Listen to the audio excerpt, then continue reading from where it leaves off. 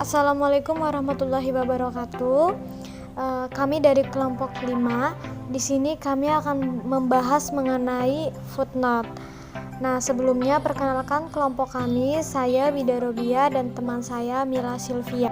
Nah, pembahasan yang akan kita bahas adalah mengenai yang pertama adalah definition of footnote, yang kedua adalah purpose of footnote, yang ketiga adalah function of footnote, dan yang terakhir adalah how to step in writing footnote for source.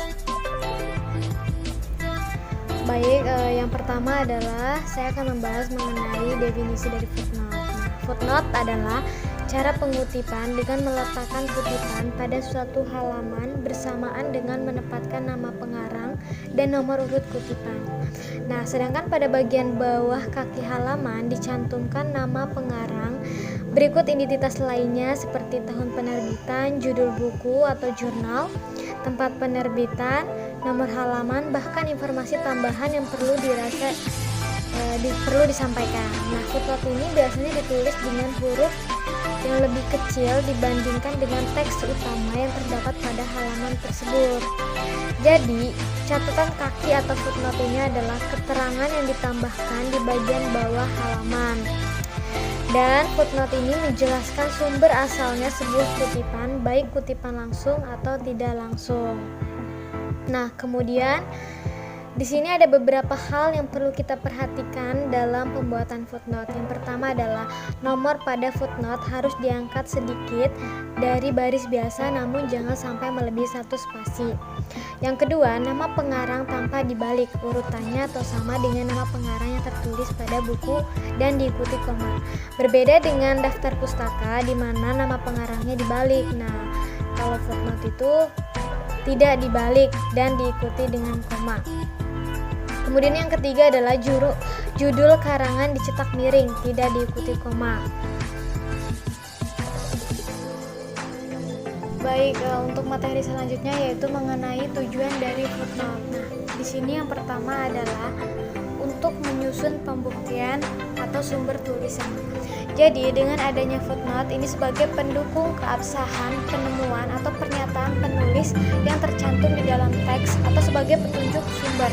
Jadi, untuk mengakui sumber rujukan. Dan yang kedua adalah menyatakan hutang budi kepada pengarang yang dikutip pendapatnya. Nah, dengan adanya footnote ini tuh merupakan tempat menyatakan penghargaan yang kutipannya yang telah kita ambil.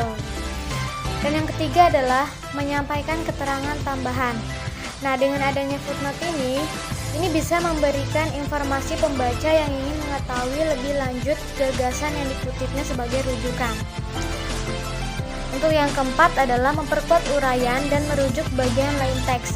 Nah, uraian pada halaman lain, sebelum atau sesudahnya. Dan juga petunjuk yang menyatakan pada bagian mana atau halaman berapa hal yang sama dibahas di dalam tulisan. Seperti itu. Nah, the next explanation is about bagaimana menulis footnote dari berbagai sumber.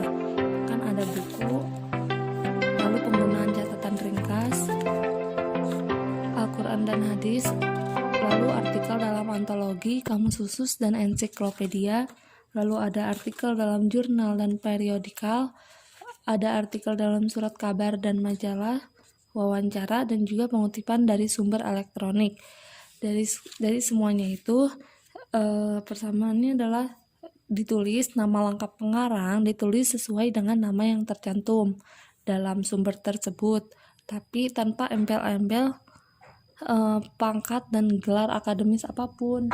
Lalu jika sumber yang ditulis atau disunting itu lebih dari oleh 1 atau hingga 3 orang, itu semuanya nama lengkap penulisnya harus disebutkan. Lalu tuliskan judul sumber tersebut. Jika tidak ada nama pengarangnya, bisa langsung dituliskan judul sumber tersebut. Untuk judul dari sumber tersebut harus dicetak miring, harus memakai italik.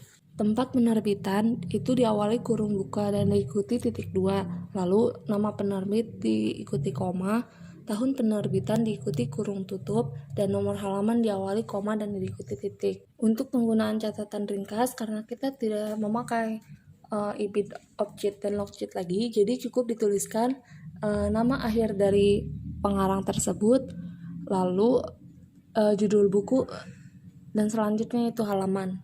Untuk artikel, judul artikel yang diapit dalam tanda petik dan diikuti koma. Jadi harus pakai tanda petik.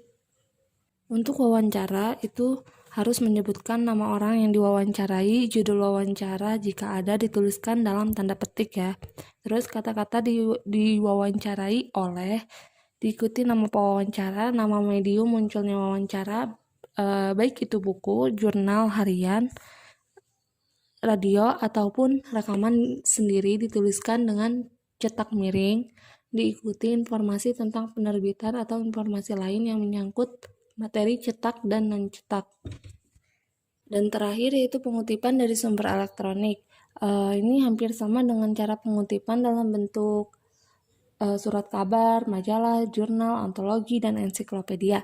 Bedanya adalah tempat penerbitan dan tanggalnya boleh dihilangkan kecuali bila diperlukan dan relevan. And the last is the function of footnote. Fungsinya yaitu yang pertama untuk memberikan penjelasan atau keterangan mengenai sumber yang diambil oleh penulis tersebut, dan juga untuk menghargai sumber kutipan yang dikutip, sebuah bentuk apresiasi kepada pengarang buku tersebut, sumber tersebut. Dan yang terakhir untuk menunjukkan referensi lain. Jadi untuk memberitahu kepada para pembaca yang lain kalau ada yang membutuhkan referensi yang sama, yang seperti yang ditulis oleh kita.